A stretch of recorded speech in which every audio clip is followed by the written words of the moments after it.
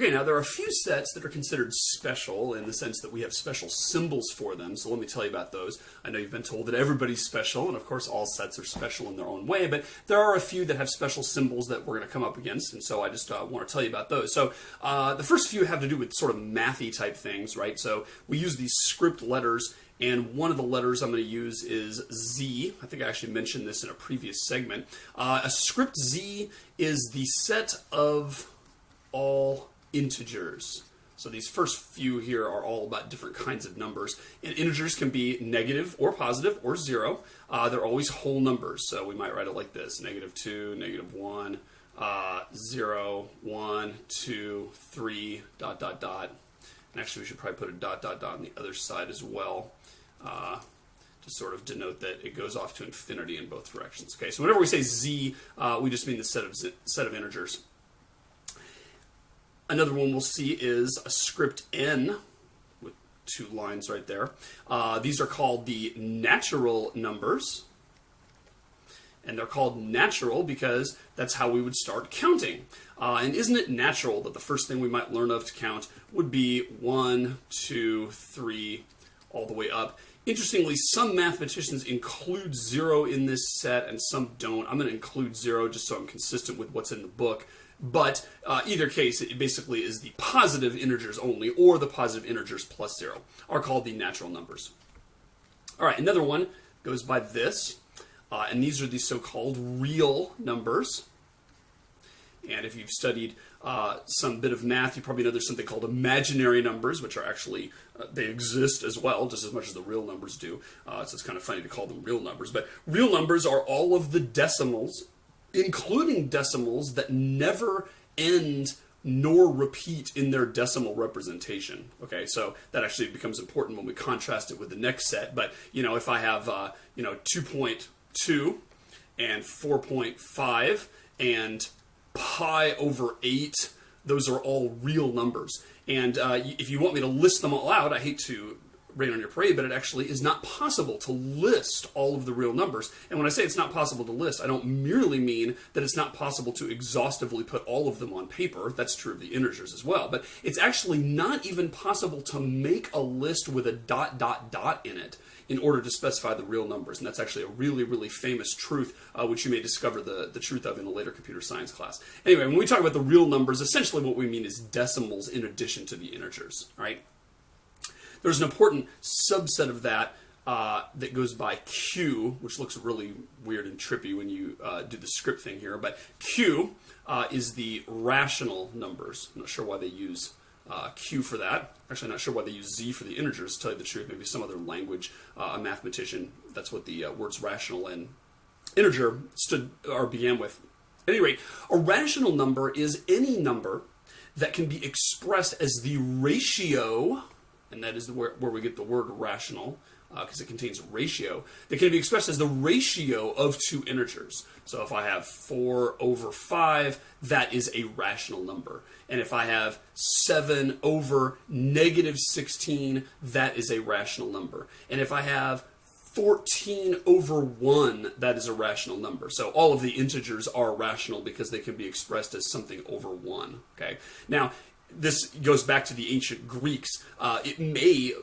You may think that all of the real numbers could be expressed in terms of the ratio of 2 integers.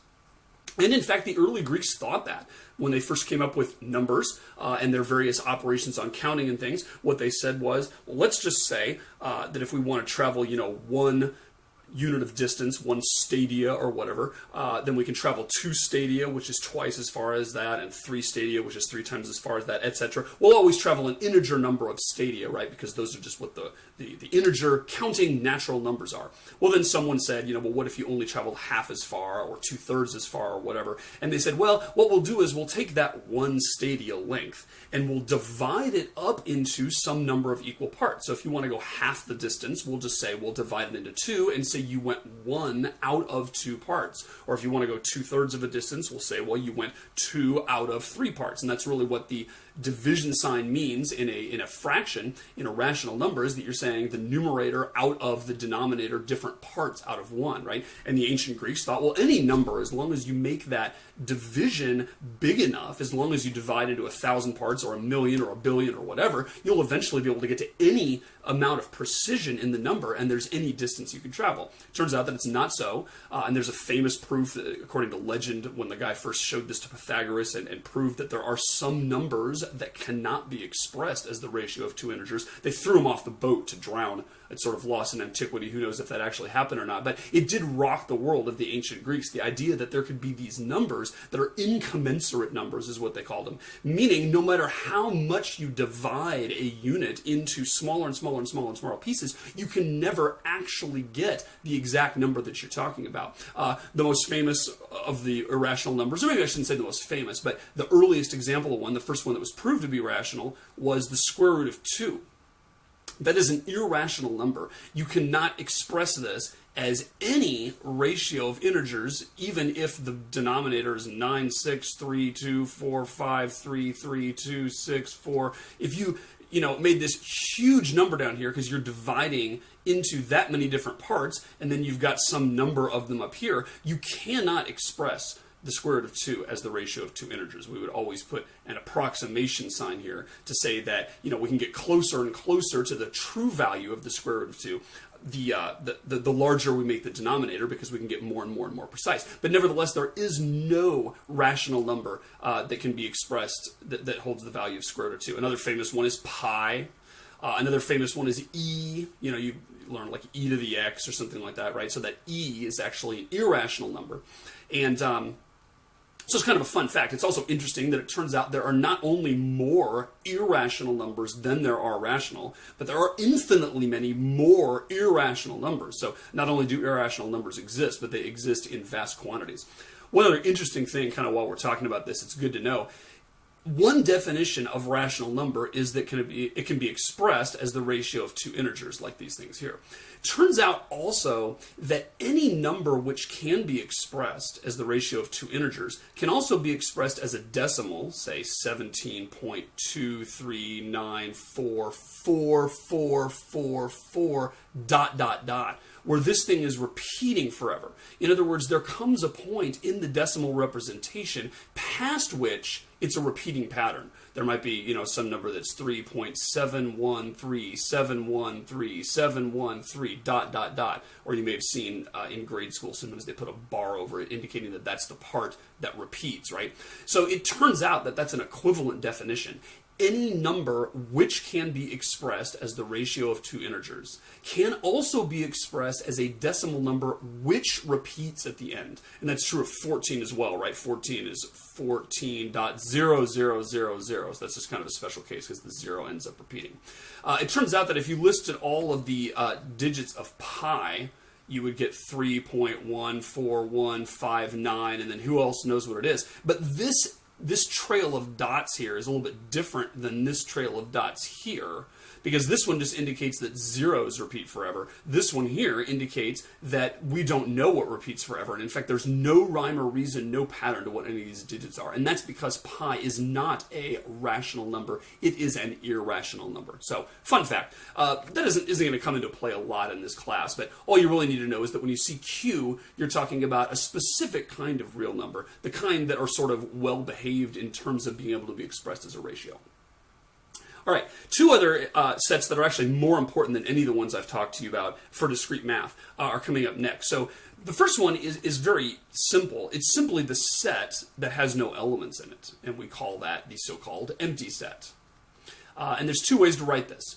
The most intuitive way to write it is just like this, a pair of curly braces with nothing in between, okay? And that indicates that it's an empty set. So I could say let A be the set 2, 3, 9, and I could say let B be the set nothing, in which case I'm saying it's the empty set.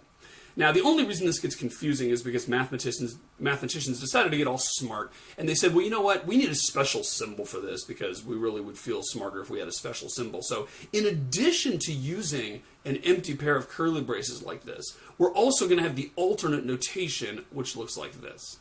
It's like an O with a line through it.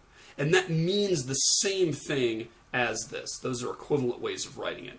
And I find that this way here is actually more confusing, although you'll see it more often. And if you get confused by that, just use this one up here. In particular, this is confusing. This right here is not the same as this. Let's stare at that for a minute, right? On the left-hand side, you have a set with no elements.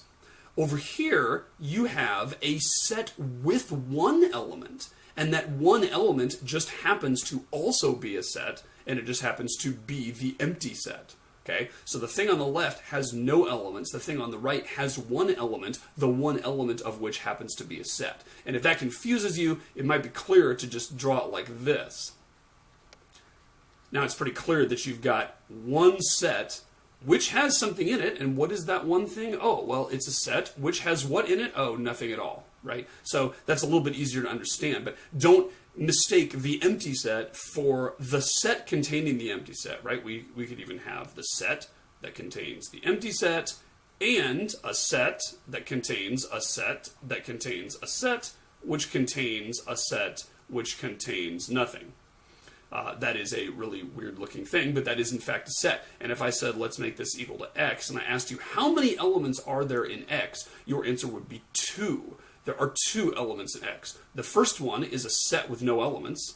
The second one is a set with one element, and that one element just happens to be a set also. And its only element happens to be a set also. And its only element happens to be a set also, which has no elements in it at all, right? So just to confuse you, we have 2 different ways of writing the empty set.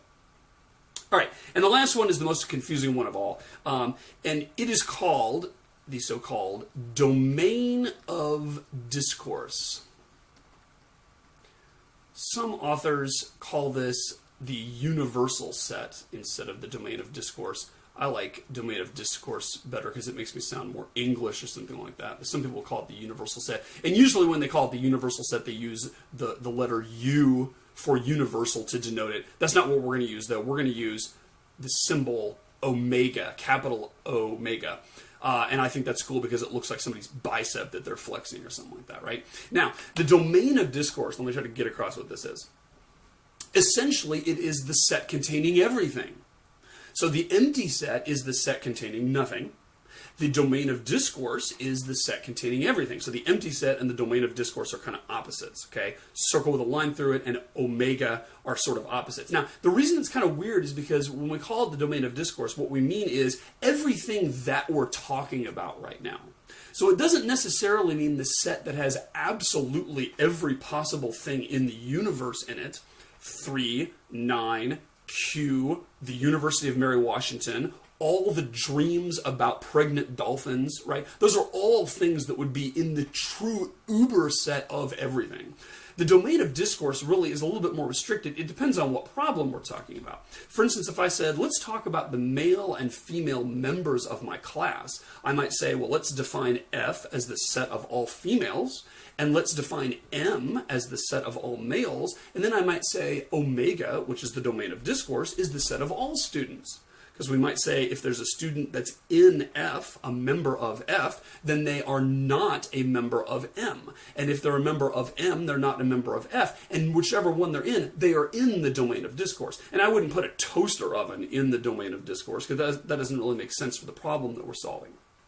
So usually there's sort of an implied topic that you're talking about. There's sort of an implied set of all the things you're talking about. If we say, which courses at Mary Washington are 3 credits versus 4, we're talking about courses. We're not talking about blue whales. And so we wouldn't put blue whales in omega. We would say omega is just the set of all courses. And oftentimes we won't even explicitly say that because it'll sort of be obvious. If we're talking about which movie actors were in which other movies and which ones, were in movies by Alfred Hitchcock and which one weren't, we're talking about actors. We're not talking about, buses or soap operas or whatever. And so the domain of discourse in that case would simply be the set of actors. So those are some different common special sets in that we have special symbols for them.